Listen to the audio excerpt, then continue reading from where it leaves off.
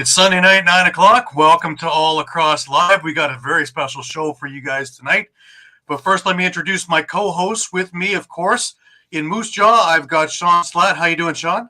Doing pretty good. How about yourself, Gary? I'm great. Awesome. And, of course, I've got Muffler Mike Kostiuk over in Connecticut. How you doing, Mike? I'm doing great, Gary. We, of course, have Matt Spanger of the Buffalo Bandits coming up in a few minutes. We just want to get through a few things from the network, and we'll get right to it. So remember, all the episodes are streamed live across Facebook, Twitter, YouTube, and Twitch, and you can catch all the action on EOPsports.com.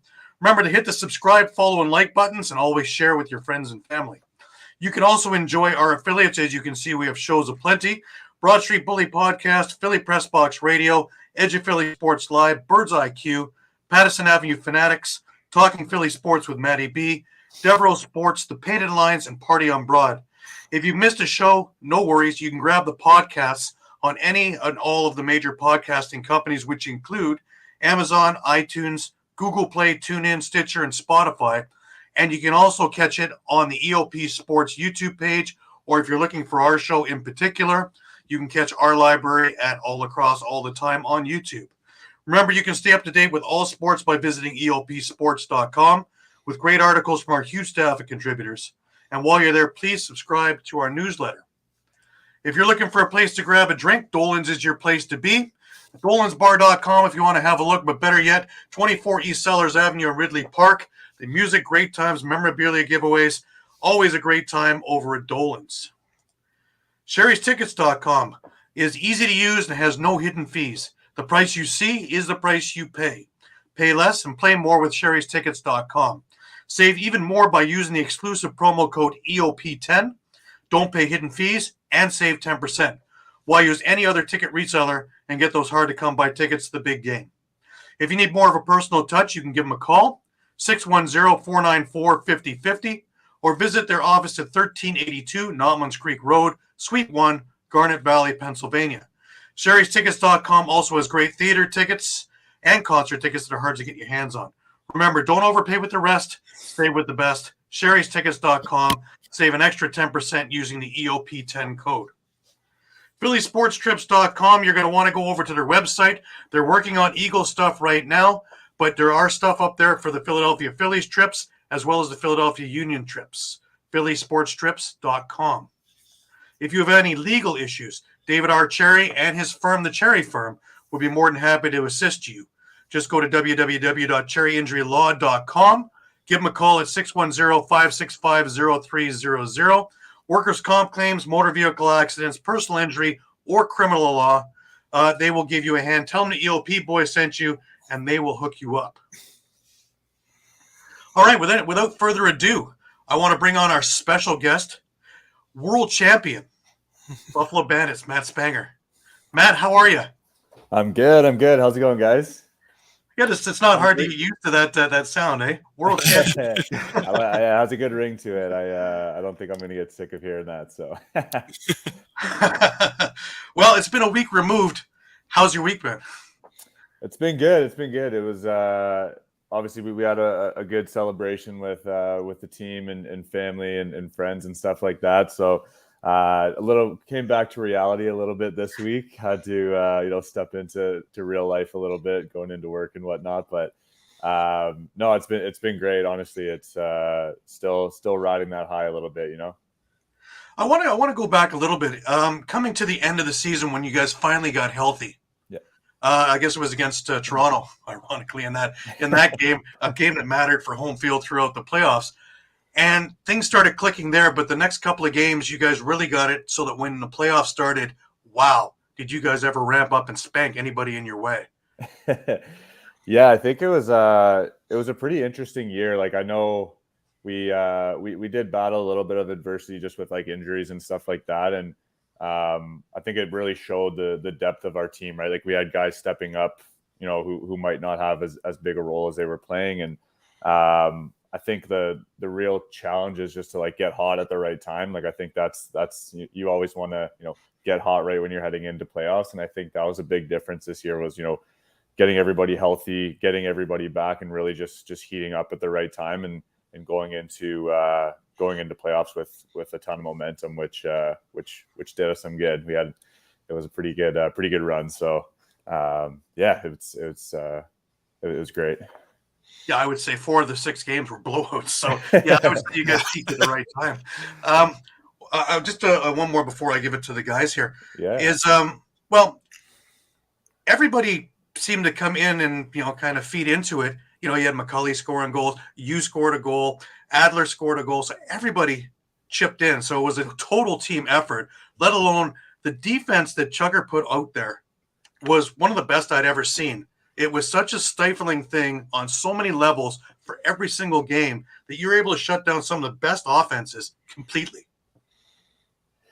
Yeah, honestly, I think it was. I mean, the first part, just everyone chipping in was something like we knew that we needed everyone kind of like pulling the rope in the same direction, and we needed everyone to chip in, and everyone to have their best games. And I think that's what we did, right? You mentioned like Maxi scoring a big goal, winning a ton of faceoffs. And yeah, I think the defense, like we had been a little bit hot and cold. Obviously, we'd had a couple games where teams were putting up some pretty big numbers on us, but I think we kind of just took it back to the basics, right? Like we wanted to make sure that we were giving Vino the shots that he wanted, making sure that he was comfortable in his net, because like I know. We know if we're giving Vino the shots that he wants, like he's able to have a pretty crazy performance like he did in game 3 there with just 4 goals getting let in. So he's the anchor back there, and we kind of we play off him, and we just want to do everything that we can to make sure he's seeing the shots from where he wants to see him, and he kind of does the rest from there. So Absolutely, Mike. Yeah, my first question actually is going to be it's going to kind of relate to the pick, and you probably saw that I ended up picking Colorado in my pick'ems to win game 3. But, Silly boy, it didn't work out. Dare you, Mike? I had Buffalo as 2. One of the things I mentioned in making that pick was I kind of felt before game 3 like the level of composure over the first 2 games of the series kind of tilted more in Colorado's direction.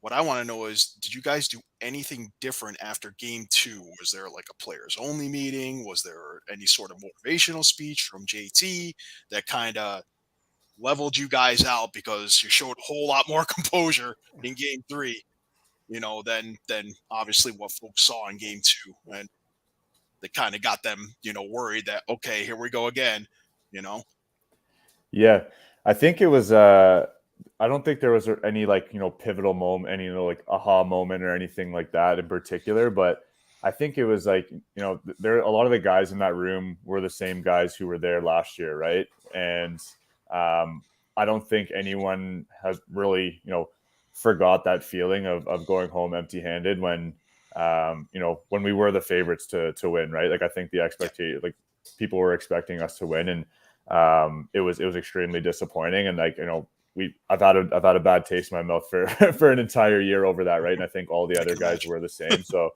I think after that second game where obviously composure was not on our side there, we didn't really keep composed very well. And I think it was more so just like, hey, if we want to have a different outcome this year, like we really need to make sure that we're doing ourselves favors. We're not getting we're staying out of the penalty box. Obviously, like Colorado has a really good power play, right? Like I don't know how many power play goals they scored over the series, but we knew if we had another game like that where we were in the penalty box and not really doing ourselves any favors, then we might run into a similar situation as last year. So we just needed to make sure, like, hey, we, if it means like taking a hit, if it means taking a slash or something like that, like that's going to be the difference maker. And like put your ego aside, take a cheap shot, take something, you know what I mean. And we just had one goal in mind, and I think that was kind of the mentality that we went in there with. It was like, hey, everything we're doing is for the team. Everything we're doing is for the cup. And, sometimes you just have to, toughen up a little bit and take a hit to make a play kind of thing, right? Sure. Shawn? I guess you talked about kind of those outcomes in the past year. How did you mentally prepare yourself this year, kind of knowing that past history? Yeah, that's a good question. I think it was I think as a whole, our team kind of, the mentality was a little bit different going into this year. I think it felt a little bit different. I think it was a little, like, we had a little bit more of a chip on our shoulder. We were kind of going in as the underdog, right? Which is crazy because we did have obviously a really good record. But I think the whole year we had a little bit more of like an underdog mentality where it's like, hey, we're not going to have anything handed to us. And we learned that lesson. So I think that was the big shift. Like, even though we had, a really good record, would have finished the season 14-4. Like, if you look back at those games, like, we had a lot of 1-2 goal games, a couple overtime games that, could have gone the other way on us. Right. So, I think it was more so just like, hey, have the mentality that nothing's going to be given to us. And like, we're going to have to put together a full 60 minutes with no shifts off. And like, if we can do that, then we'll come home with the win. So yeah, I think just kind of like to summarize it here, it was more so just like an overall mentality shift of like, we're gonna have to clock in here and put in a full 60 minutes. I guess, and I'll ask, what's your plans moving forward? Are you going to be playing any summer ball? No summer ball for me. No, it's been a couple years since I played in the summer. I did. I actually just got my hand fixed up. So no summer ball for me. And I'm expecting a daughter in August. So I'm kind of prepping for that. Congratulations. Thank you. I appreciate it. So first kid on the way. So I think I'm just gonna be reading baby books all summer, I think. So in the last game, you finally get Josh Byrne back. How big is that for just psychologically, let alone all the skill that he has and all the things he can do, but just for the team in its own right? Yeah, I think it's huge, honestly. Having him, him on that left side just really, really opens the floor up, I think. Obviously, we have a ton of players who can put the ball in the net. And Josh is just a different beast, right? Like, he's probably one of the most athletic guys in the league, can shoot the ball from anywhere. So I think having that threat on that left side really, takes a little bit of pressure off Dane as well. And I don't see, like, having him come back, it was almost like the story was written, right? He came back, had a big game with 4 goals. So it was awesome to have him back in the lineup. I think that did a lot for our team, and having him battle through that too, it just shows a lot of character on his end as well. So super happy that he was able to be a part of that. It's interesting you bring up the word character, because in past, the team that didn't win the year before, I would say there's a bunch of characters on that team. They were quite a cocky bunch, but this time around, business is completely straightforward, all business. Bunch of character players. You got guys like Ian McKay. I'm pretty sure if you would have given him Matt's goalie stuff, he would have gone in net. You needed him to play 200 feet. He played 200 feet. He needed to be offense. He's offense. Transition. Stay at home. You had Priolo, who was also doing it coast to coast or staying back home. They had you, who had your position and your role, and you could go coast to coast. So everybody had their position. It was next man up, but everybody was a character player doing what they had to do. It's a testament to the entire organization, I think. Yeah, honestly, like, the group of guys that we have is unmatched. I think you see it, like, just even guys jumping in front of shots, blocking shots. Like, I think that was kind of the idea that we had, right? Like, it was like anything to win, like, no egos whatsoever. Guys blocking shots and everything like that. Ethan O'Connor probably had, I don't know how many shots he blocked this year. Same with Bryce Sweeting. It's crazy. It's just like there's so many guys in the team can do so much, and it just came down to everyone doing like the little things right.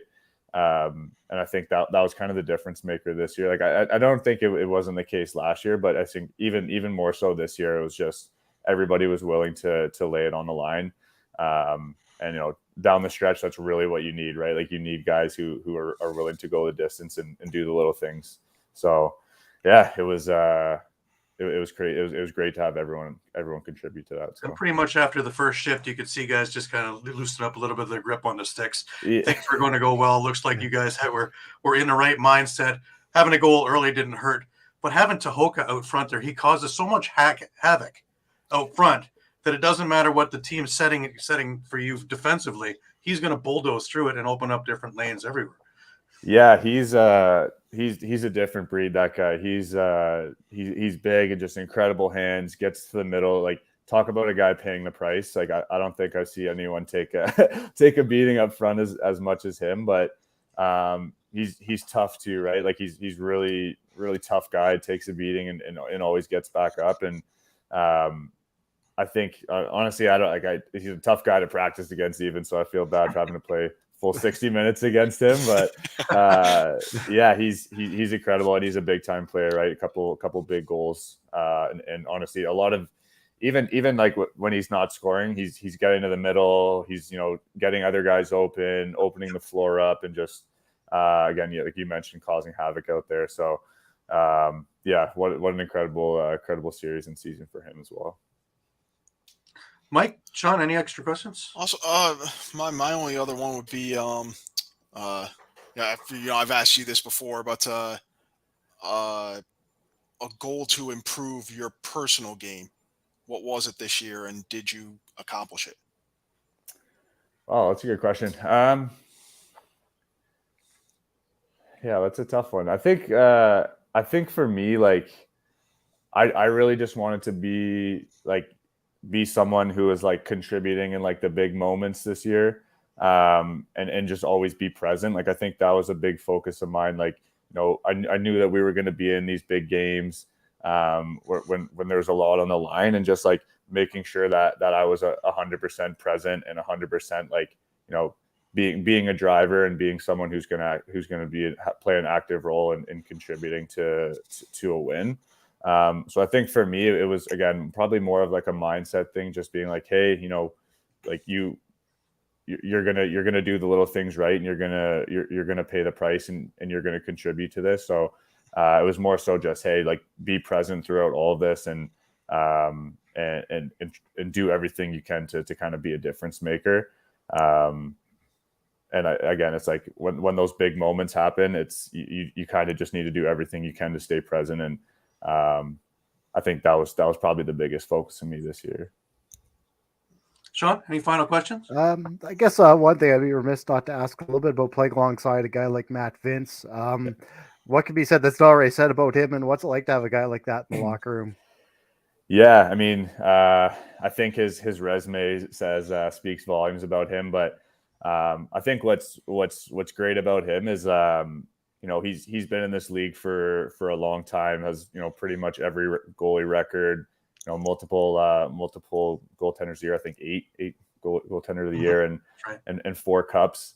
But just to see like the work that he puts in, still to this day, right? Like, whether that's watching, I don't think anyone watches more film than him.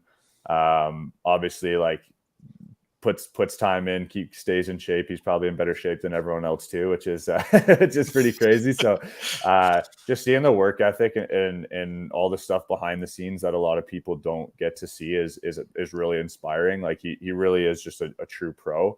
And again, something that a lot of like the younger guys coming into the league can see that, and kind of see what it takes to have a really long career in this league, and see what it takes to win, and see what it takes to be one of the top players in the league. So I think, honestly, just everything he does, he just conducts himself like a true professional. And there's a reason why he's one of the greatest of all time, and will probably be in the Hall of Fame one day. So I love watching him run out of the tunnel. He goes at about 900 miles an hour. I'd be blown up just getting to the restraining line.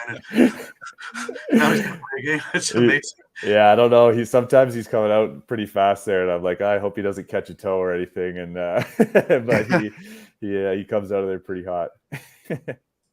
And Eduardo, one of our field guys, congratulations on the championship season. Cheers. And of course, Mike's wife Stephanie. Love watching you, and congratulations on the championship and daughter. Thank you, Steph. I really want to thank you for taking the time out on a Sunday evening, especially you've got a baby coming and all the other things that are going on, just to come talk with us. I really appreciate it. Of course. I appreciate you. Appreciate you guys having me. It's always a pleasure to chat with you. Thanks, Matt. All right. Thanks a lot. Take care. Take And care. again, Thanks, congratulations on the Congratulations, championship. Matt. Yeah. Thank you. Appreciate it. That was Matt Spanger of the Buffalo Bandits championship. It was great to have him. What a great guy. Huh? That's awesome. Absolutely. Yeah. All right. Back on to all the news, man. We've got OJLL for you. We've got OSL for you. We've got MSL, WLA, MOUSC, anything else we can think of letter-wise that can get you going. PLL, of course. And, of course, we got some stuff from the West as well that Shawn will bring up some of the junior stuff as well. A couple of things. Just a reminder that the McDougall Cup is coming up quicker than you know. July 8th at the Toronto Rock Athletic Center, a full day of events, as you can see. And it culminates with the Celebrity Lacrosse game at 7 o'clock. Additional details is a silent auction, Cameras Brewery Beer Garden, food 50-50, and live music. $10 is all it costs you. Kids under 12 enter for free. All proceeds will go to Kids Sport Ontario. Hashtag so all kids can play. And just a reminder, some of the people who have been in there before, you had John Tavares of the Maple Leafs playing. You had Brian Shanahan playing. Don Cherry was in there also doing the ceremonial face-off. So who's who is going on there. The Fan Cup is 2 weeks later. You might want to check some of the stuff out. The auction stuff, as I found out, is an on-site thing only. You'll be able to see it on the website, but you might want to get someone there to put a bid in for you if there's something you really like. There is some fantastic stuff from almost every team in the NLL, plus some retro stuff, gloves, framed jerseys, signed jerseys. There's a San Diego Seals 4-pack for tickets for any game next year. There's a Frank Scaliano signed jersey as well. So there's a lot of things that you can do. All the proceeds are going to 3 different charities. One is the Haudenosaunee charity. One is Oakville Minor Lacrosse, and the other one is Smile Zone. A couple of nice accomplishments. Robert Hope. He wound up known as number 4 in caused turnovers in playoffs with 31. He tied Zach Currier. Great playoffs he had. We talked about this when the Toronto Rock had all those birthdays in, I think it was February. To be a Rock, you had to have the birthday then. To be a Laker, you have to have a birthday in June. It's a happy birthday, Kyle Matisse. Happy birthday, Matt Vince. Like he needs any more accolades, right? Happy birthday, Ian Lord. A reminder that the Buffalo Bandits party is this coming Thursday at Alumni Plaza at 5 p.m. Player and trophy appearances, food drive, poster handouts, live DJ, and more. Join them for a lacrosse night at the ballpark as well. Now, of course, we were talking about some MSL things and, of course, the Peterborough Lakers. And, of course, we can't talk about MSL without them getting in their own way. And we had the Sean Evans controversy this week in which he's been told to stay away from the Peterborough Lakers after filing an insurance claim about the turf in the Memorial Center. Now, they've taken the turf off the floor until it gets returfed in about a month. But if you remember, he hurt his ankle in Game 6 of the Mann Cup last year. And he filed a claim because he wasn't sure what the injury would have, him being 36, on his playing career. And despite playing for the Vancouver Warriors this season, he says the ankle's never been the same. His quote was, "I filed a claim over injuring my ankle during the last Mann Cup to make sure my health was taken care of for both myself and my family, but I've not carried anything forward." Evans said he's received no compensation or reply to his claim, nor has he pushed the matter any further. But for the time being, the board of directors for the Lakers have told him that until this gets resolved, that he won't be with the team. I'm kind of torn in the middle of this one. One, I understand the legal issues, of course.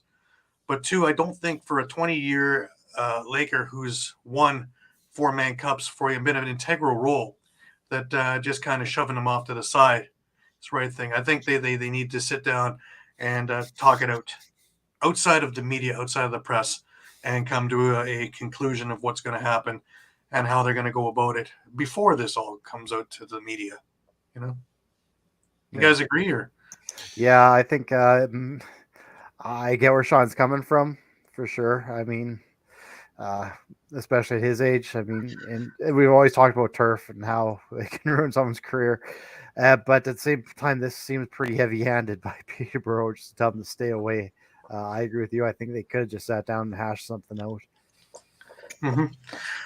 Now, to get to a little bit more fun stuff, guys, we talked with Matt just before about the NLL Cup, and we never really asked him where he's brought it yet.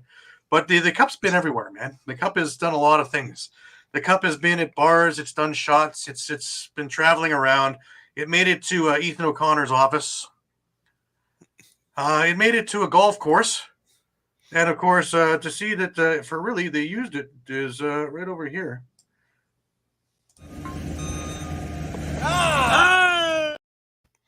So there you go. Pretty good form there. Do it, man. That's good shot, man. I can't even use that with a putter. I can't do that. Pretty cool. And I'm sure that thing is still going to be doing a whole lot more traveling. Eduardo's chimed in. Pretty cool to put him out of the team. Yeah, I think more of it's legal issues than anything else. I'm not really sure. Again, I'm pretty sure it has to do with the legal ramifications and the board covering their butts in case of lawsuits, because the team wasn't named in the insurance claim, but the people who laid the turf and the city itself, I believe, were named in the insurance claim. So I think the team is just doing preventative maintenance and covering their own butts in this thing, and you can't very well blame them in that. But I do think that they need to do without the press and actually sit down and have a meeting and figure it all out. Yeah. Let's get on to some of the junior stuff. The OJLL at first, and this week a lot of games, man. Toronto Beaches and Peterborough played. Peterborough came up 10-9. Whitby beat Burlington 9-5. Kitchener beat Brampton. I believe that's their first win of the year.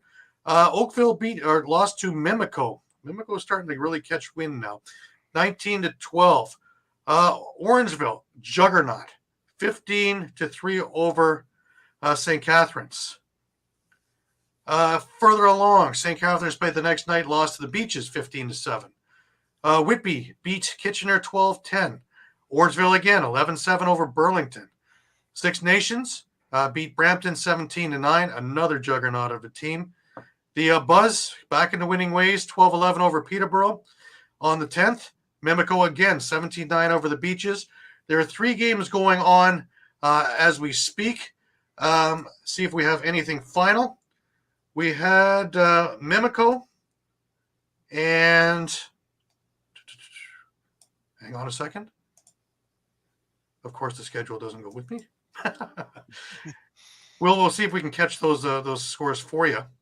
But up to the date right now, I'm still waiting on the finals of those 3 games. I will hopefully have them by the end of the show for you guys. The standings to this point, we have Orangeville sitting at 8-0. Oakville sitting in second, 7-3. Burlington 5-3, tied with Mimico 5-3. St. Catharines is 5-5. Whitby 4-4. Toronto 4-5. Six Nations starting to come to life there, 3-3. Peterborough Lakers 2-6. Kitchener 1-7, and the Excelsiors 1-6. Moving on, sorry, Sean, it's your turn there in Western Lacrosse. Yeah, we'll go over to the BC Junior A's. Maybe just start kind of run through the standings. Coquitlam Madnax are remaining at the top of the standings and starting to run away with things a little bit with a record of 12-2. Closest is the Victoria Shamrocks at 9-4.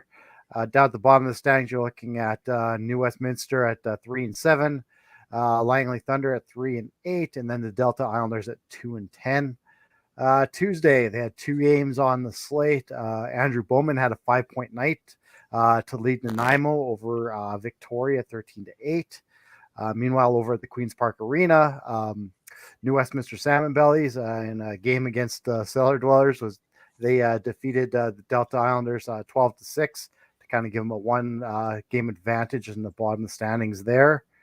Wednesday, Langley led from start to finish in a 10-7 win over the Burnaby Lakers. Thursday, a late comeback fell short for New Westminster as the Annex again. They just continue to roll at the 9-7 win. Thriller on Thursday with Port over in Port Coquitlam. 2-goal run by Langley late in the third sent the game into overtime. In BC Junior, there's no sudden death in the overtime. They play out the period. Bailey Vanachuk scored with 6:57 into overtime for Langley. Then with the goalie pulled, Jeff Mills scored 2 seconds left for Port Coquitlam. So that game actually ended in a 9-9 tie. Then 3 games on Saturday, Adnax again came from behind. Jack Charbonneau scored the game winner with 2:27 left as Coquitlam took a 6-5 win over Nanaimo. Victoria cruised to a 15-8 win over Port Coquitlam. And finally, the game winner with 38 seconds left in overtime as Burnaby beat Delta 15-14. There were 2 games this afternoon. I'm just going to pull up the scores right now. We had the Burnaby Lakers 18-13 winners over Victoria, and the Delta Islanders, the bit of a shocker, defeating the Nanaimo Timbermen 10-7. Wow. And I came up with the scores for this afternoon, evening's games for the OJLL. Whitby beat Six Nations 15-8. The Brampton Excelsiors got their second win of the year, beating the Toronto Beaches 9-7. And in a game that was just stunning, when I had looked at it before we got on the air, Oakville was beating Orangeville 6-5. Well, Orangeville was able to mount a comeback and won 7-6 to stay undefeated at 9-0. Nick Rose's team is just flying. So let's see if we're going to wind up with a undefeated season for them. Maybe another Minto Cup in their future. Some Ontario Series lacrosse, Senior B. We had a few games this week, and one is going on this evening. The Oakville Rock, that stacked team, was won 14-7 over Brooklyn. Brooklyn did come back and beat Clearview the next night 16-10. On the 10th, we had Six Nations beat up on the Ennismore James Gang 10-8. Oakville had put another win in their pockets, 16-9 over Owen Sound. And this evening, the Clearview Crushers are hosting the Owen Sound North Stars. Looking at the standings, we have Six Nations on top, 6-1-1. Brooklyn is sitting with 5 wins and 4 losses. Owen Sound, 4 wins, 2 losses, and a tie. Oakville is starting to make some space. They're way back in games played. Only 3 games win and 1 loss. Clearview 1-6, and Ennismore 1-6. All right, let's welcome Pat onto the show. How are you, Pat? What's up, boys? What's going on? Absolutely, sir. You came just in time for the WA reports, man. Isn't that great? Listen, you think about it, I'm here. You know what I'm saying? That's what I'm good for. I'm happy to be anywhere where they know my name. Yeah. Look, listen, it's like Cheers. Everyone knows Gary's name. You know what I'm saying? Listen, the PLL difference here. The champion, the Water Dogs, take on the Redwoods. Thinking they were going to, take this game, and which in the first quarter looked like they were doing just that. They looked like they had this game won on both sides of the ball, coming out 6-0. But then the Redwoods, not so fast, making all the right adjustments. Having guys set up, and my man Rob Powell making nice passes, really being your player of the game, just putting his team on his back, beating the one-on-one coverages, saw the double coverages that were coming at him, finding guys wide open over the middle. How do you want it? He was picking apart this team, and they had 6 unanswered goals in that second. Doing second and third quarter was all Redwood, and then it was back and forth in the fourth, and then Redwood wanted it more, and here you go. The champions gets done 1-1, and the Redwoods coming out like a ball of fire, now taking care of the champions. Now they're going to go into their next game against the Chaos, and they're 0-2. So on paper, you got this Redwood team looking like they're going to be 3-0 right out of the shoot. Yeah, they and the surprising thing, I think they're actually playing Whip Snakes next week. So The wood snakes. There you so, go. the surprising thing is not a lot of not a lot of production out of Miles Jones or Sergio Perkovic, and for a pair of teams that almost kind of live and die by the 2-point goal. No 2-point goals scored for the entire game. That's surprising to see, but that could also be maybe by design, specifically for Redwoods too, where in Nat Saint Laurent, the head coach is kind of, hey guys, let's let's get some more high percentage shots going, in our offense rather than trying to live and die by the 2-point bombs. So, but we've seen in the last couple of years, Mm-hmm.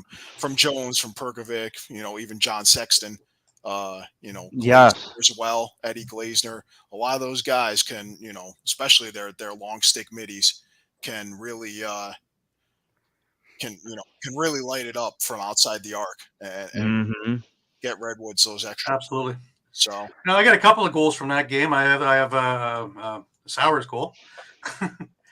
But again, these things are just incredible. The athleticism is just amazing, and of course Garnsey. You can't put a thing together without Garnsey. Just nasty stuff. both of those tucks. I mean, you're just. I keep watching that clip, expecting the ball to pop out on 2 different occasions of his stick, and it's just unreal.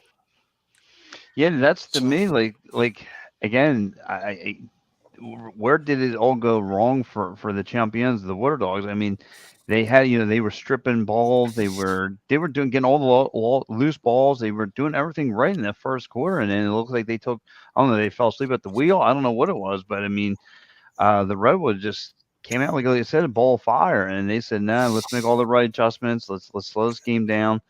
Let's wake up and let's wake up and smell the coffee." And that's what they had to do in order to win this game. And like I said, that fourth quarter, it was a dogfight to the end, and just Redwoods wanted it more. They just wanted another more. 1-goal game in the PLL, showing the parity of this league. Unbelievable. It really does. So we've had blowouts in the past. Really, I haven't seen any of that. The closest one that I think that we had to a blowout was the next game that we had on the docket, and was Archers versus Chrome, and it was a 12-7 score. That's the closest I think we would call a blowout in this thing. I have one of Matt O'Keefe's goals, and what a howitzer that this guy has. Just look at this for a second. Woof. In slow motion is too quick to stop.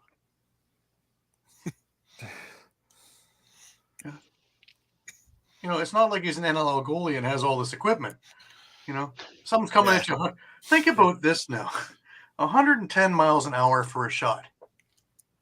Now, just think about a car driving by you at 110 miles per hour. Yeah. So they signed him as a relief pitcher? Well, yeah, they brought that up in one of the games. Just take a look at a pitcher who is at 60 feet, 6 inches, and throwing a 100-mile-an-hour fastball. And that's, still a feat to hit.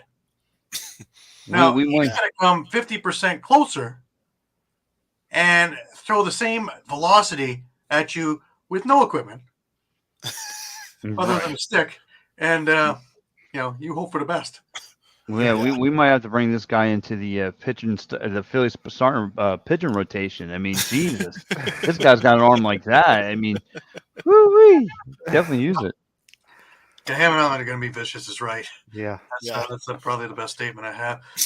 But yeah, thanks, Pat. Thanks for that on-the-spot report, sir. That was fantastic. Oh yeah, absolutely. Pat's going to do a whole lot more PLL stuff. Hopefully, we're going to get him to the games as well. And we're definitely we're going to get him out to these playoff games, and you will see him front and center, chowing down and having stuff to go as well. Yeah, more food, less Michaelaro. That's a good day at the office. Like I say, he's probably got his wheelbarrow starting to WD-40 it, making sure the wheels are going. Just so it's just like put it in. Right? Yeah. I feel like spraying WD-40. Eats up in the press box. Oh my God! Like I said, first of all, I gotta say thank you guys, because that was an experience like no other. Just every 3 minutes is like, and I told myself after like the second day, I was like mentally preparing myself. I said no more eating. And then when I smelled the pulled pork and macaroni and cheese, I said, nah, gotta get back home. I went out the window. I said that Jenny Craig died. Just took it threw out the window because I'm going right back on there. Next year, you're going to Buffalo, and I'm going to Philadelphia. You can have the popcorn. Yes. Let's hope they have that bridge on I-95 fixed by then, huh? Oh man. Jeez. Yeah. That collapsed in Pat's neighborhood there. So Yeah. I actually grew up not pretty too far from that area, so I was like, "Oh man!" So And have everything in life, Pat. yeah, that's true. So listen, that would have been me just hopping on a scale. You know what I mean? After all the eating I could do, Jesus. Which explains the picture that he was showing us today of what a lovely day it is for road work. Yes, of course. Yes. We'll do some cardio, run up and down. But it's running to the fast food is the problem. So my order's ready. Yes. Anyways, let's get ourselves over to Chrome versus Archers, and the Archers wound up beating them 12-7. Yeah. So big takeaways for me from this game, and shout out to Eduardo for recapping it for us. Schreiber, a goal and 5 assists for Archers. Mac O'Keefe had 2 goals plus a 2-point goal for 4 total points. Fields with a couple of goals. And Brett Dobson just continuing to play hot, just carrying over from NLL, with the Swarm. 18 saves in the win. The Chrome offense pretty much stifled with the exception of Jackson Morrill, who had 5 goals. The entire offense, really. Pretty much. 5 of their 7 goals coming from one guy, and I think if you're Chrome, we already talked about them last week. They've got to find a way to revamp their offense without their rookie of the year from last year. They don't have Brendan Nichtern's services, so. It's going to be guys like Morrill, and last week we saw Justin Anderson step up. I think he had 5 goals and a couple of assists in their win last week. So, but they need to be able to get both of those guys involved at the same time. Get Logan Wisnauskas involved. Really need to just be able to distribute the ball and kind of have everyone stepping up on offense. So, well, we move on over to Atlas versus Whipsnakes, and my Atlas finally got into the win column. It wasn't an easy time to get there either. Matt Rambo, 4 goals and an assist for the Whipsnakes. Jeff Teat leading the way for Atlas with 3 goals and 2 assists. Petey Osala, he did an excellent job on faceoffs, man, against Trevor Baptiste. He wound up winning 9 of 23 faceoffs. Trevor won 15, but you're talking about the best guy in the world on faceoffs, and he held his own. And that was fantastic. The goaltending in this game was sensational. Both Kincannon and Bernlohr both had great games. 17 saves for Bernlohr, 13 saves for Kincannon, but all very timely saves. My God. Matt, thank you for joining us. We did. Matt. Had a good weekend. Thank you very much. In this game, though, Atlas came out firing. Brendan Curry got the first goal, and then Jeff Teat on the power play made it 2-0. And, Zed Williams just joined the Whipsnakes again, and it was 2-1. 3-1 when Brian Kostiuk scoring, and then all of a sudden we had the Whipsnakes. Matt Rambo, power play goal by Will Manny, and then Zed Williams, and before he knew it was 4-3 for the Whipsnakes. Romar Dennis fired a 2-pointer, which made it 5-4 Atlas. A 2-pointer in return from Dordovic, and it was 6-5 for the Whipsnakes. Jeff Teat scored with 9 seconds left in the quarter, and it was 6-6. One of the things that Atlas had to do in that first half was get disciplined, because they wound up with 2 2-minute non-releasable penalties for cross checks to the head. They just can't do it, man. They wound up with 3 power play goals out of that, and that put them in a hole. And it started out here in the second. Tucker Dordovic got a goal, made it 7-6 for the Whip Snakes. Matt Rambo another one, 8-6. Teat with another goal there, and it became 8-7. Dordovic again made it 9-7, and Brian Kostiuk with just 8 seconds left in the half made it 9-8. But again, penalties was the big thing for Atlas. If they could control that, they could win this thing, because as not good as they played that first half, they were still only down 9-8. They're only down by a goal. So if they put it together, they were able to do it. And sure enough, in the third, they stayed out of the box. The only 3 goals scored were Atlas, Brendan Curry, Eric Law, and Curry again with 3 minutes left in the quarter. And it was 11-9 for Atlas heading into the fourth, and things were looking pretty good. Well, Matt Rambo happened, and he scored a couple of minutes in, and he scored a couple of minutes after that, and before you knew it, it was 11-11. This thing went back and forth, and this is where Bernlohr and Kincannon took over, because they just made save after save as the stuff was going back and forth. And with 18 seconds left, Chris Gray scored, and we have a couple of those goals. Here's one of Rambo's goals. Incredible. Just to keep on his feet, let alone get a fire away as he's falling to the ground. Jeez. Just ridiculous.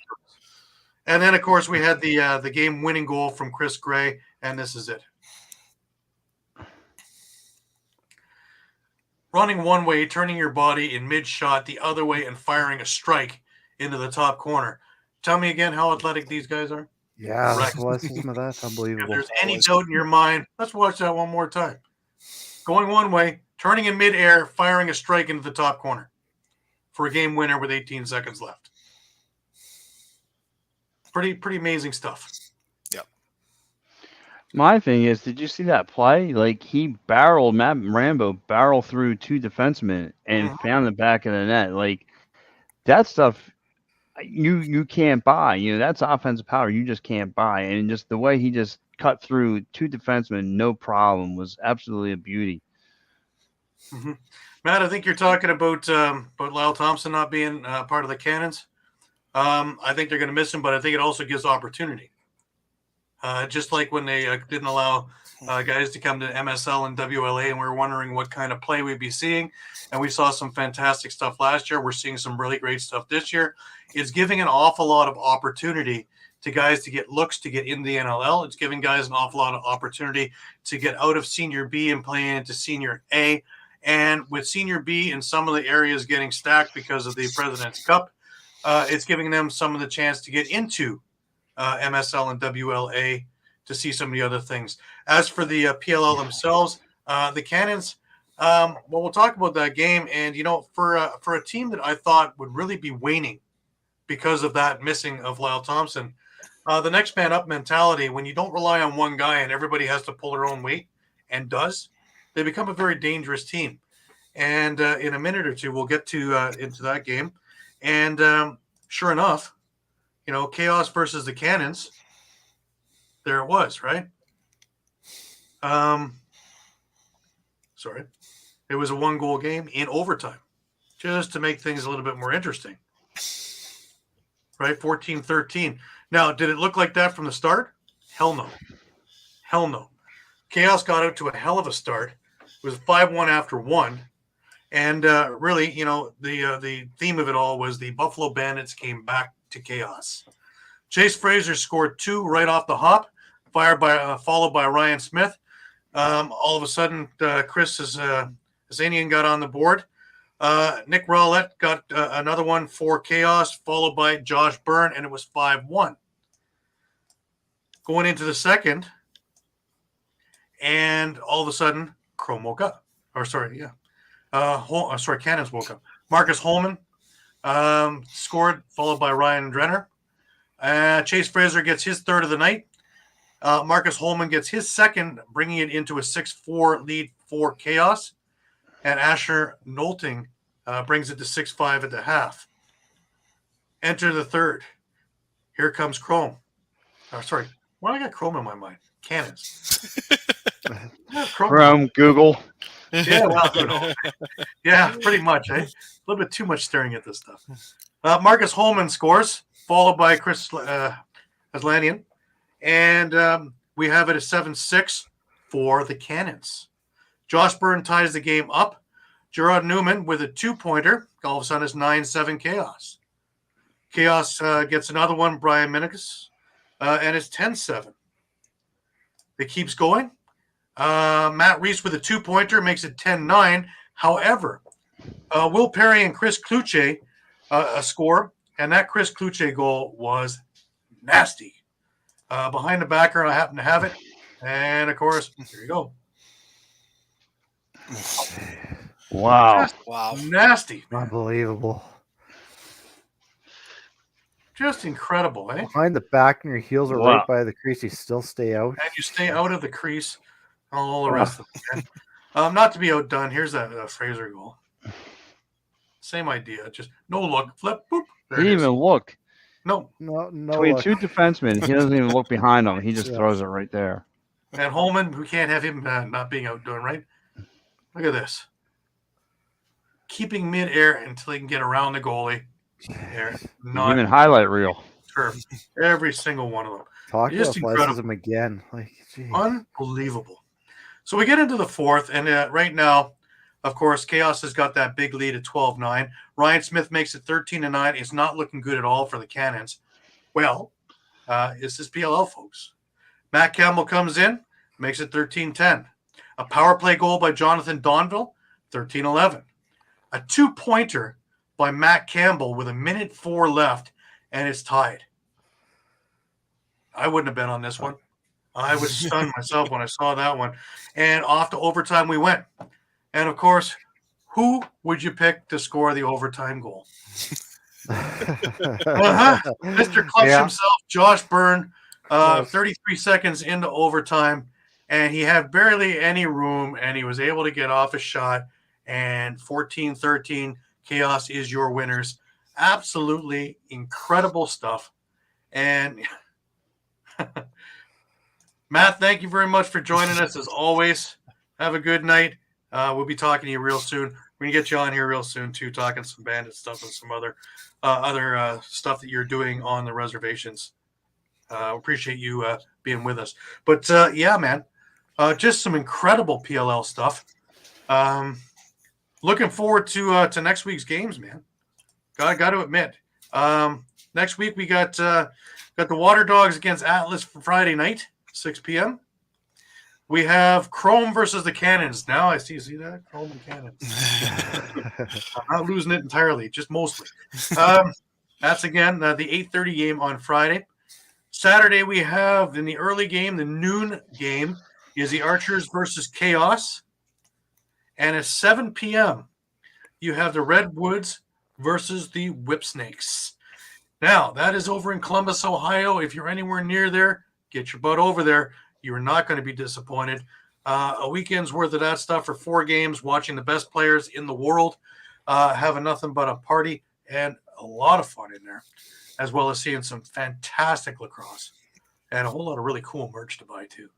So you want to get yourself over there. Any thoughts, guys, on some of the PLL stuff that we witnessed this weekend? Just, obviously more highlight reel goals as always. I have to say I'm definitely impressed with Redwoods, stepping up,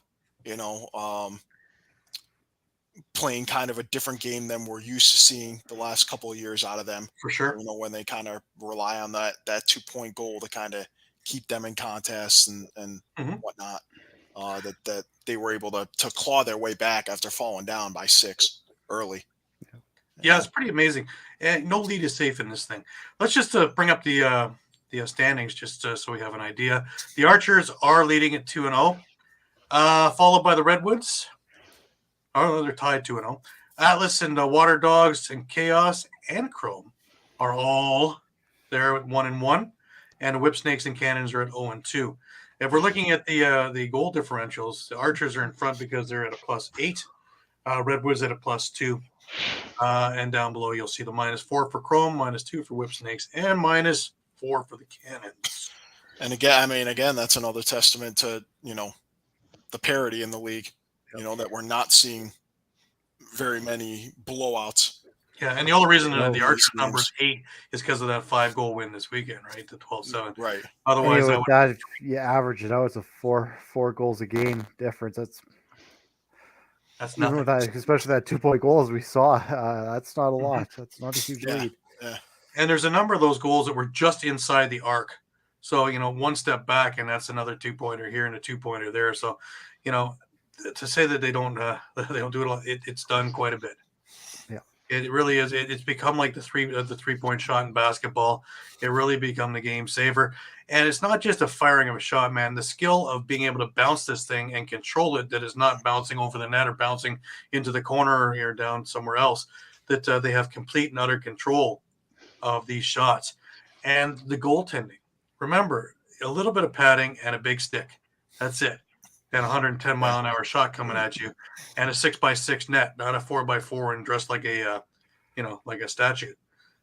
These things are, these guys are just amazing. And Blaze Reardon, for a big guy, he is really, really athletic in net.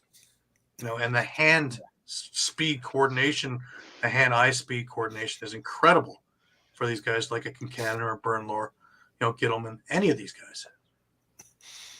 Yeah, we're seeing them regularly making anywhere from 10 to 20 saves a game. So, right. All right, let's mosey on over to the WLA and MSL, and we're going to start out with some WLA guys. And the power rankings came out. Pardon the little mark on the screen. I don't know what that is. But, it's not crossing. There's nothing wrong with the Salmon Bellies this year. My question could be, what's wrong with the Adanacs? But anyways, as you can see, the Langley Thunder is sitting in first. The Salmon Bellies in second. The Shamrocks, go Shamrocks, go, are sitting in third. Timmerman in fourth. Berards in fifth. Burnaby Lakers in sixth. And the Adanacs coming up here. And hopefully they'll be changing that around soon. All right, here we go, WLA. Our first game. Start off on the 8th here with the Salmon Bellies taking a 14-12 win over Maple Ridge. A lot of credit to Maple Ridge, even though they lost this game. We kind of talked about it off air a little bit, but this was a 1-17 team last year, and they were not competitive. Let's just call it spade to spade. That's what they were. They are coming to compete every night, and if you're not going to show up, they will beat you. Really, what just killed them in this game was the Salmon Bellies went on a huge 6-goal run late in the second period, and that was more or less the difference in this one. Just kind of one lapse over it's about a 3-minute span that just cost them, plain and simple. Big game for Jordan McBride for the Salmon Bellies. 4 goals, 3 assists for 7 points. A lot of credit to Noah Armitage, the young guy with Salmon Bellies as well, with 4 goals. Also, big night in your second star. Also, Dylan McIntosh with 5 points for the Berards. Absolutely. The Berards are looking good, eh? Yeah. Yeah, we have an insider in that one. Want to keep him calm. They're looking really calm, yeah. Lots of offense there. Yeah, I mean they're not the same team they were last year. That's for sure. Hell no. Just to hang out with the teams like the Salmon Bellies, who are really good teams. So, moving right along. Yeah, we move on to the next night. I guess we had Victoria 13-7 over Coquitlam. I really don't even know what to say about this game. It was start to finish all Victoria. As Gary mentioned, the kind of what's wrong with the Adanacs. Plain and simple, we saw it last year too. I think they relied heavily on Christian Del Bianco. They don't have him, and we're seeing, I think, the results. I mean, don't take anything away from guys like Fasten or Gallant, but Del Bianco's on a different level, right, guys? And he can steal a game just single-handedly.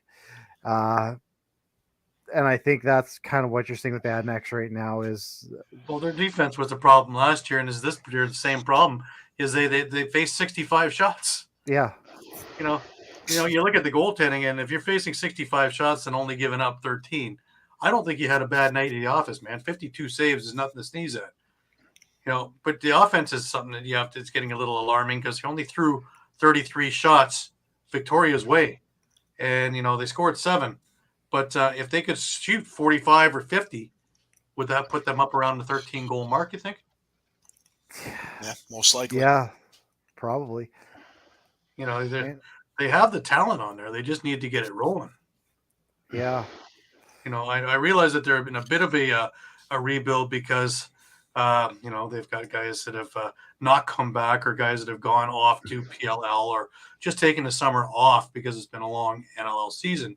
But, something has to give there because the Adanacs are too storied a franchise to be sitting in last place and floundering from the beginning. Yeah, I mean, they're still looking for their first win. And another interesting thing to note, too, at least on the Victoria side, is they started Cam Dunkerley over Pete Dubinsky in net. Right. I think we're seeing Dunkerley play a little bit more, getting a little bit more playing time so far this year. So are they looking maybe at the younger guy a little bit? I think you might be, and I think you might be doing that as an NLL favor to the Riptide, too, is to keep him sharp throughout the summer because he did look good in the nets there, and I think they want to get him plenty of work. So maybe a couple of bucks over here to make sure that he goes in there. And maybe, just to keep him sharp. If things go sideways, change it. But as it stands right now, it looks like he's a pretty good fit. So we go over to the Lakers Timberman game. Yeah, I think. Hey guys, I'm going to catch you guys later. All right. Pat, it's great to see you, man. Thanks, Thanks for dropping by. Thanks for doing the PLL stuff for us. Oh, no problem. I'm thrilled to cover it. So, you guys just keep out. Just keep on the lookout for more articles coming your guys' way. And yes, I will be coming out to. I don't know whose neighborhood next, but I'll be out there covering you guys. So I'm showing more all across all the time some love. So, guys, I want to say thank you once again, and you guys enjoy the rest of your night. Absolutely, Pat. All right, thanks, Pat. Thanks, See you guys. All right, so that brings us over to the Laker Timberman game, Mike. Yeah, so Nanaimo with the late third period run. Burnaby actually led most of this game. Another big night from Jacob Dunbar. I believe he's actually pending, I guess, this week's games. He's leading the WLA in scoring, I believe. So he's having quite the breakout year. But he had 4 goals and an assist. Again, just a lot of back and forth. Every time Nanaimo tied it up, Burnaby would just retake the lead and got pretty deep into the third period. And finally, Nanaimo put a run together, being down 9-8, put together a 3-goal run to win 11-9. Zach Mans, 3 goals, 4 assists. Tiger Clark, 2-1. Devlin Shanahan, fresh off his NLL championship with the Bandits, back with Nanaimo, made 34 saves in the win. I have a sneaking suspicion that we're going to see a lot of him in the next year. Yeah. I just have a sneaking suspicion. I think so. Yeah. It's very, very possible, I mean, it's been a year and a half. I think we've been talking about this now. Since he broke drafted, they drafted him pretty high, and once they made the decision, I think to retain him on the roster over Doug Buchan, I think it was pretty much sending a message that. Let's not forget. Sorry, I was going to say, let's not forget he had a strong summer last year too with Nanaimo. So yeah, that's when we started really talking about it. And is he going to be the guy? And we actually talked about, will he be replacing Matt Vince? Because Matt Vince was getting up there, and boy, were we wrong on that. But sorry, Matt. Yeah, still the heir apparent, though. Obviously, at some point, Father Time's going to catch up with everyone. Yeah. So.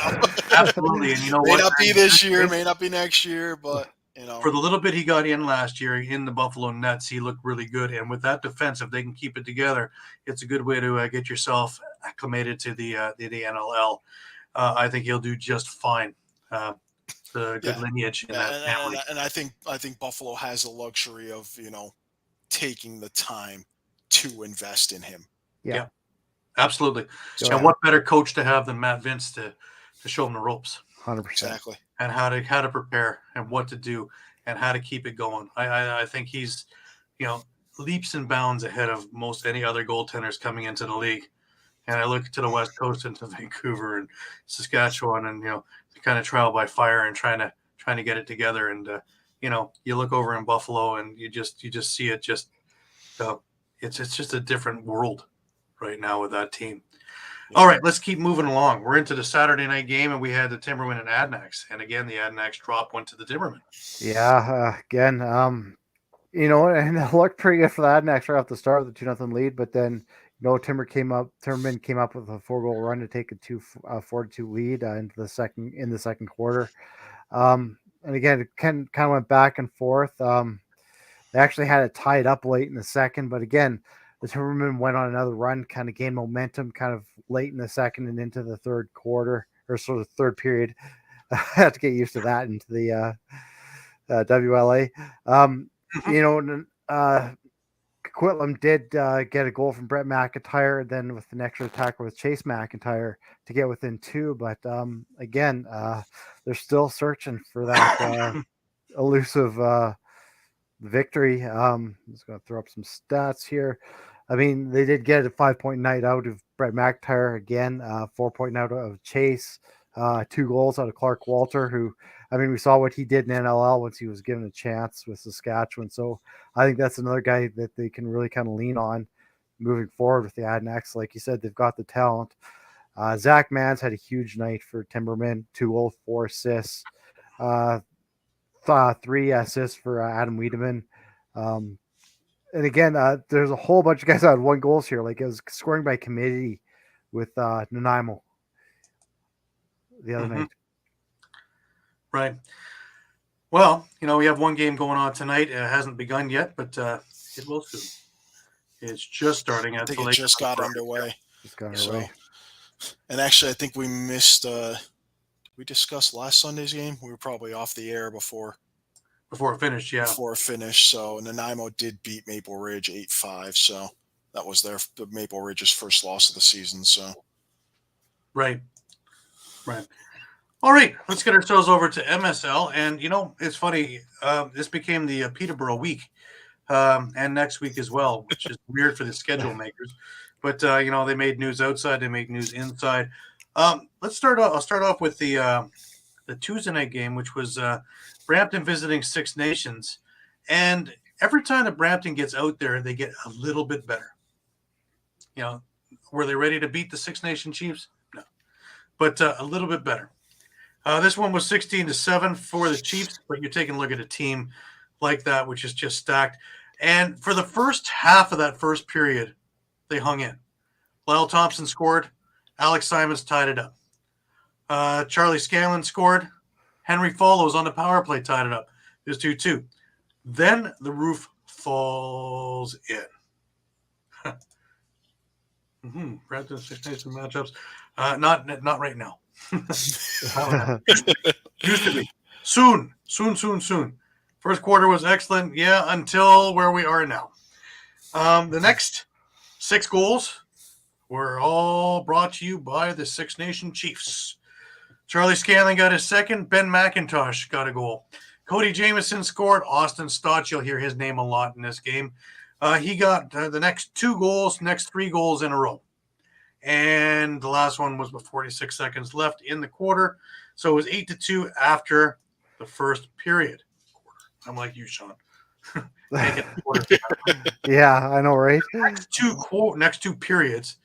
Brampton hung in there because it was 4-3 in the second and 4-2 in the third, but the damage is already done.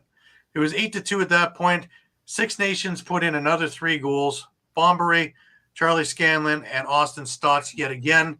And at this point now, it was 11-2, and for all intents and purposes, it was over. So Tyler Ferreira got a power play goal. James Whiteford got a power play goal. Curtis Goddard scored, and it was 11-5. Lyle Thompson scores just 34 seconds before the end of the second period, and it is 12-5. Austin Stotts comes out and scores yet again, his 5th of the night, on the power play in the 3rd. Mason Kaminga joins the scoring group. Sam Leclerc joins. Josh Medeiros clear off the face-off, goes straight in, and off he goes with a goal. Clay Scanlon gets a power play goal. James Whiteford finishes it off for Brampton. They played a good game. Not a good enough game to beat Six Nations, but they played a solid game. Probably the more complete game that they've played this season up to this point. 16-7, Six Nations is your winner. We go into the next night, and Peterborough visits Brooklyn. And Peterborough is fresh. Peterborough is ready. Peterborough wins this one 14-9. However, in the first, it was one of those dogfights, man. It was 5-5 after the first. Mike Robinson opened the scoring for Peterborough. Adam Peroni answered for Brooklyn. Turner Evans scores for Peterborough. Kyle Waters scores for Brooklyn. Courier and Gilray score for the Lakers. Kyle Waters gets one on the power play for Brooklyn. Turner Evans gets another one for the Lakers. Kyle Waters gets the next 2, and we are tied at 5 after 1 period. Heading into the second period, this one is a little bit more of Peterborough. Even though Ben McDonald actually gives the lead to Brooklyn, Turner Evans, Tate Katoni, Austin Hazen, and Mike Robinson 4 in a row. And we have a bigger lead for the Peterborough Lakers. Luke Pilcher gets a power play goal and brings the game within 2 or 3. It is 9-7 at the end of 2. Hogarth scores, makes it 10. Tyler Goodchild, he gets a goal on the power play for Brooklyn. And then, of course, the Lakers put together another run. Tate Katoni, Thomas Hogarth again. Joel Taylor, we haven't heard his name in a while. Thomas Hogarth yet again with a hat trick in the 3rd alone. And this game was, for all intents and purposes, finished. Daniel Mays got one more for Brooklyn, but that was all she wrote. It was a 14-9 Peterborough win, and they're rolling. The next night is in Peterborough. That's unfair, right? Schedule maker. And they face the Brampton Excelsiors. And this was banner-raising night for the Mann Cup. So the Mann Cup made an appearance, and so did the banners. And the teams. Everybody but Shawn Evans was there. We know about that, though. Brampton got supercharged. They played the game of the year so far. Robert Hudson, James Whiteford, and Carter Zavitz all scored, all inside, throughout the majority of that period was all them. In fact, they were leading 21-11 in shots at the end of that period. Not to be outdone because the Memorial Center crew was starting to get a little restless. Tate Katoni, Thomas Hogarth, and Mitch Ogilvie score, and we're tied. You would think that that's about it because there's only about 2 minutes left in the period. Nope. Seth Van Scheppen, Tanner Thompson on the power play, and Josh Medeiros, another one straight from the face-off with 6 seconds left, and it's 6-3 Brampton after 1. And everybody's kind of scratching their heads in Memorial Center going, what just happened? In comes the second. Josh Courier gets one back for the Lakers, and then Brampton rhymes off 4 more goals. Tanner Thompson with 2 in a row. Robert Hudson with 2 in a row. 2 of those goals were shorthanded. They wound up with 3 shorthanded goals on the night. In fact, I don't think they had a power play on that night. No, they had 1 power play goal on that night. But Holden Katoni comes back with a power play goal, scores again with 58 seconds left, and brings the game a little bit closer. But after 2, it's 10-6 for the Excelsiors. And again, people are scratching their heads going, is this possible? In comes the third period. Turner Evans scores, and you're thinking, okay, Peterborough's making their comeback. Carter Zavitz gets that back. Holden Katoni and Turner Evans score. Tanner Thompson scores. Holden Katoni scores again.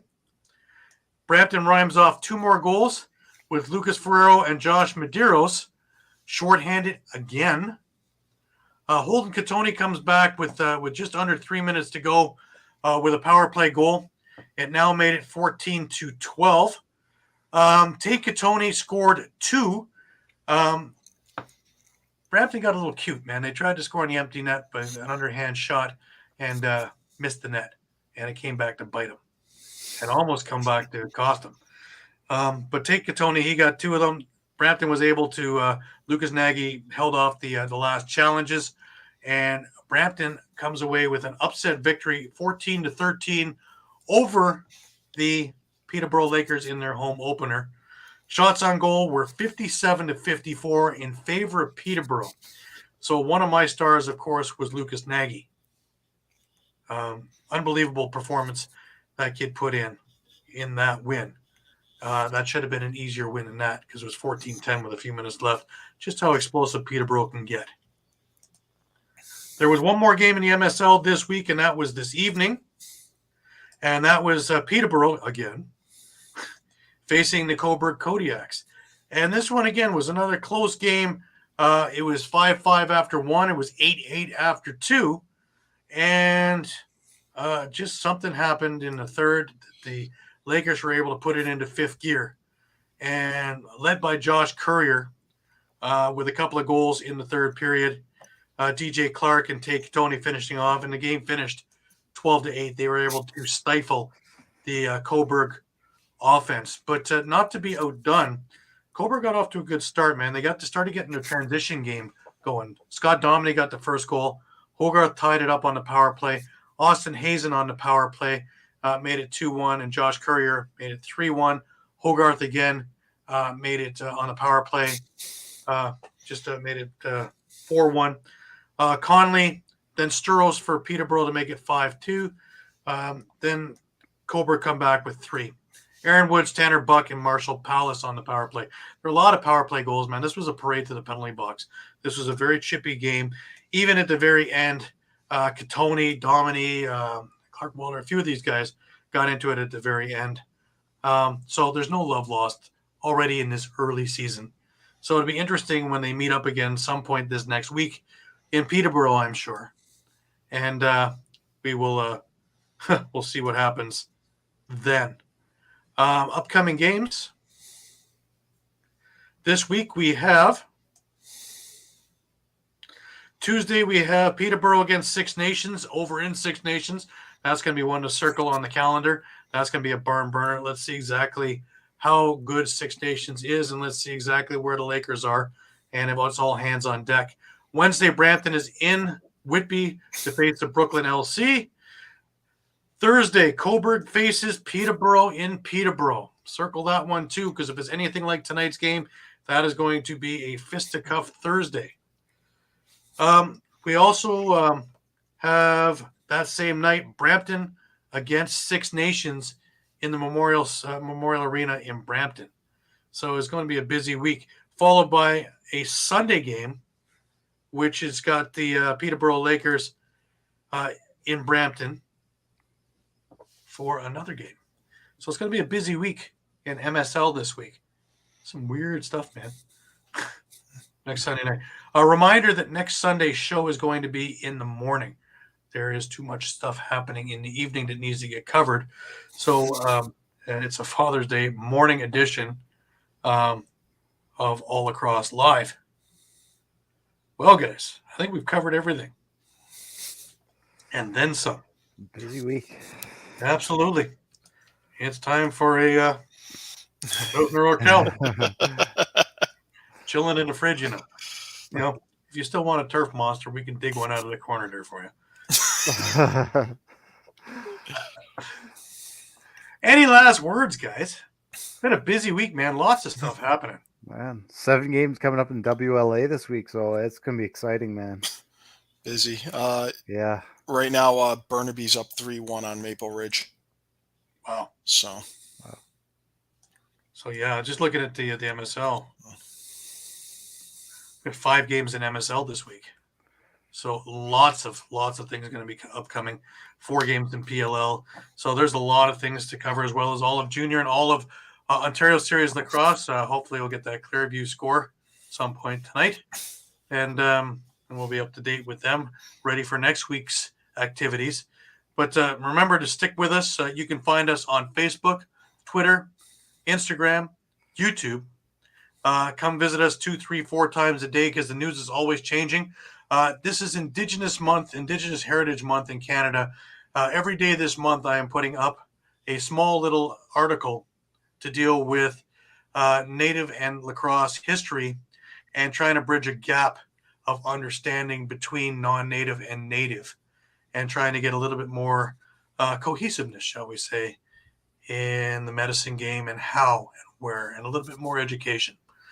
These videos are not long, and they are very, very good. I suggest that give them a look. They're all there, and every day they'll be there until the 30th. So really great articles, really great stories, really great videos. Please give it a look, and it'll be on Twitter and on Facebook as well as on the EOP site. So you'll want to give it a look. Remember, you can also find us at www.eopsports.com/lacrosse. And if you want to catch any of our archive shows, you can catch us at All Across All the Time on YouTube. I believe that covers everything for us, guys. Any final thoughts whatsoever about what's going on? Mike? Just looking forward to another great week of lacrosse. Absolutely. As always. And Shawn? Yeah, same here. Just looking forward to another good week. Absolutely. I think that we're starting to get into the real nitty-gritty of things. I think teams now have gotten all their players back and are ready, raring to go. And I think between the PLL, MSL, and WLA, there's going to be some absolutely spectacular lacrosse. If you can catch it on TV, you can catch it on TSN or ESPN Pluses, if not on their regular networks. As well, you can catch a lot of the MSL stuff on JVI on YouTube. You can catch the WLA if you go into their site, though it's pay-per-view, you can pick up packages. So, go out there and support them. OSL as well, Ontario Series Lacrosse for Senior B. They're all over the place too. And if you're anywhere near any of these arenas, by all means, check out our website and check out their websites for where the games are, and you will not regret going. They're just a lot of fun, a lot of talent, a lot of skill, and really a good evening of being out and about. For Shawn Slaght over in Moose Jaw, Saskatchewan, and Muffler Mike over in Connecticut, I'm Gary Groob in Toronto. Again, appreciating you sticking with us week after week after week. I want to give a special thank you to Matt Spanger for taking time to be on our show. It was great to have him here and to talk Bandit lacrosse with us. That was a whole lot of fun and a lot of insightful stuff there. Hey, guys? Oh, Definitely. yeah. So until next week, remember next week we are 11 o'clock Sunday morning, and then we'll be back to our 9 o'clock slot for a while. So until then, keep your stick in your hands. Thank you again for joining us. And until next week, be well.